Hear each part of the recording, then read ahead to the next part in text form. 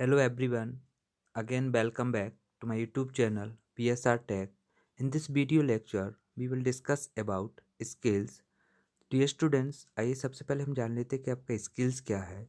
Sometimes a large object may have to be reduced in size and drawn on the drawing sheets, or a small object may have to be enlarged and drawn on the drawing sheets.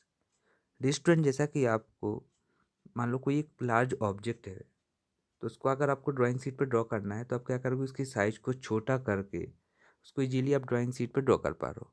या फिर मान लो कोई object बहुत छोटा है तो आप क्या करोगे, उसकी साइज को आप बड़ा करके उसको आप इजीली ड्राइंग शीट पर अगर ड्रॉ कर पा रहे हो तो क्या है, आपका ये स्किल्स है। तो स्किल्स को साइज के बेसिस पर 3 टाइप्स में क्लासीफाई किया गया है, जिसका फर्स्ट टाइप से आपका रिड्यूसिंग स्किल। अब रिड्यूसिंग स्किल क्या है कि the size of the object is reduce and drawing on the drawing sheets. जैसे कि एग्जांपल के तौर पे कोई आपके पास ऑब्जेक्टिव है, लार्ज साइज का है। जैसे कि मैंने बिल्डिंग ले ली। अब बिल्डिंग की साइज को आपको ड्राइंग पे ड्रॉ करना है बिल्डिंग को, तो अब क्या इसकी एक्चुअल लेंथ लेके आप ड्रॉ कर पाओगे? नहीं कर पाओगे। तब आप क्या करोगे, इसकी साइज को छोटा करके आप इसको ड्राइंग शीट पर इजीली ड्रॉ कर पाओगे। तो जो इस टाइप के स्किल हैं वो क्या है, आपके रिड्यूसिंग स्किल। क्लियर। अब रिड्यूसिंग स्किल के लिए जो आर एफ रहता है वो रहता है <<1। अब आर एफ क्या है, तो आर एफ का फुल फॉर्म है आपका रिप्रेजेंटेटिव फ्रैक्शन। आपका जो आर एफ रहता है वो एक रेशो रहता है लेंथ ऑफ ड्राइंग और एक्चुअल लेंथ का। किस किस का रेशो रहता है आपका? लेंथ ऑफ ड्राइंग का और एक्चुअल लेंथ का। ठीक, तो क्या रहता है आपका R F? Length of drawing upon actual length, इन दोनों का रेशो रहता है। लेंथ ऑफ ड्राइंग क्या है आपकी, जो आपने ड्राइंग शीट पर ड्रॉ किया है। एक्चुअल लेंथ क्या है आपकी, जो ऑब्जेक्टिव की एक्चुअल लेंथ थी। क्लियर। सेकंड टाइप से आपका इनलार्जिंग स्केल। अब इनलार्जिंग स्केल क्या है, जैसे मान लो कोई ऑब्जेक्टिव आपका बहुत छोटा है। ठीक, जैसे कि मैंने बोला आपके घड़ी के जो मतलब मैकेनिज्म वाला पोर्शन रहता है वो छोटा रहता है, उसको आप इजीली तो ड्राइंग शीट पर ड्रॉ नहीं कर पाओगे। तो उसकी साइज को आप क्या करोगे, बड़ा करके उसको इजीली आप ड्राइंग शीट पर ड्रॉ कर पा रहे हो। तो इस टाइप के स्केल क्या रहते हैं आपके? Enlarging scale. ठीक, यानी कि the size of the objective is enlarge and drawing on the drawing sheets. Clear. अब इनलार्जिंग स्केल के लिए आपका जो आर एफ रहता है वो रहता है आपका >1। क्लियर।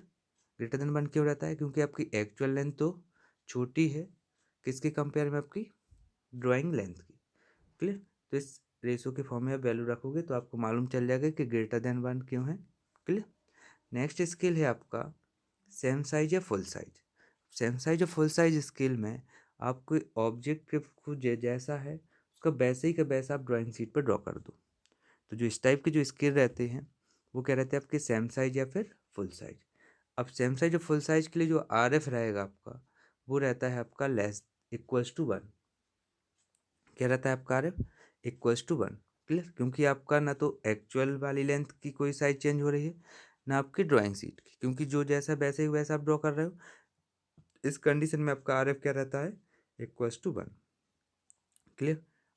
ये तो आपके स्केल के टाइप्स थे साइज के बेसिस पर।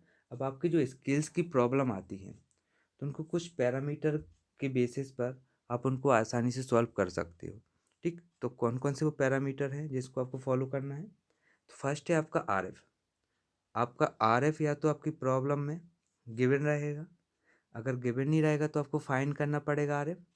ठीक, तो फाइंड करने के लिए आपको क्वेश्चन में क्या गिवन रहेगा?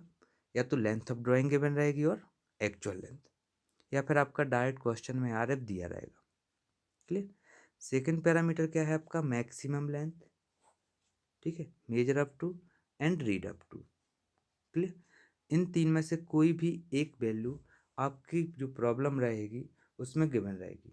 The data usually given in the problem. Okay, means आपका तीनों में से कोई भी एक नाम आपके क्वेश्चन में लिखा रहेगा, या तो मैक्सिमम लेंथ रहेगा या मेजर अप टू या फिर रीड अप टू। क्लियर। ये आपको वैल्यू आपके कहाँ पर गिवन रहेगी? आपकी प्रॉब्लम में गिवन रहेगी। क्लियर। इन दोनों के बेसिस पर आपको थर्ड क्या फाइंड करना है? Length of scale. LOS का फुल फॉर्म क्या है आपका? Length of scale. अब लेंथ ऑफ स्केल किसका प्रोडक्ट रहता है आपका? R F into maximum length का। इस मैक्सिमम लेंथ के प्लेस पे आप क्या लिख सकते हो, मेजर अप टू या रीड अप टू। क्लियर। अब जो लेंथ ऑफ स्केल आपने निकाल लिया, तो जो आपके major up to, read up to या मैक्सिमम लेंथ, इन यूनिट में से अगर कोई सी भी यूनिट आपके मेजर अप टू के साथ दी जाए या मैक्सिमम लेंथ के साथ दी हुई हो, तब आप लेंथ ऑफ स्केल किस में निकालोगे, सेंटीमीटर में। क्लियर है। या फिर आपके मेजर अप टू या रीड अप टू के साथ इंच, फीट या यार्ड दिया जाए, तब आप लेंथ ऑफ स्केल किस में निकालोगे, आप इंच में निकालोगे। क्लियर। फिर चाहे आप इंच से सेंटीमीटर में कन्वर्ट कर लो, यहाँ पर आपके पास अगर इंच वाला स्केल हो तो आप इंच में डायरेक्ट निकाल के उसको स्केल ड्रॉ कर सकते हो। क्लियर। अब ये तो इतना क्लियर हो गया। अब कुछ बच्चों को प्रॉब्लम रहती है यूनिट कन्वर्जन में। क्लियर। तो आप क्या करो, अगर आपको ए वाला पैरामीटर आपने यूनिट कई सीरियल अगर आपने याद कर लिया, तो कैसे कर सकते हो, जैसे मैंने पूछा कि 1 किलोमीटर में कितने मीटर होते हैं, तो आप क्या करोगे, किलोमीटर का क्या नोट करोगे, आप 1 नोट करोगे। नंबर ऑफ यूनिट काउंट करो, कितनी यूनिट है आपकी, 1 2 3। मीटर का पूछा था मैंने, 3 जीरो फिल कर दो। तो 1 किलोमीटर में कितने मीटर होते हैं आपके, 1000 मीटर। इसी तरीके से अगर मैं पूछूं कि 1 मीटर में कितने सेंटीमीटर होते हैं, तो मीटर का क्या लिखोगे, 1, और नंबर ऑफ यूनिट काउंट करो, 1 2 यूनिट, तो 2 जीरो फिल कर दो। यानी 1 मीटर में कितने सेंटीमीटर आपके, 100 सेंटीमीटर। क्लियर। फिर नेक्स्ट है आपका कि 1 फीट में कितने इंच होते हैं आपके, 12, और 1 यार्ड में कितने फीट होते हैं आपके, 3 फीट। तो 1 यार्ड में कितने इंचेस होते हैं आपके, क्लियर, 36 इंचेस। तो एक कुछ यूनिट कन्वर्जन है जिनको आप आसानी से कर सकते हो।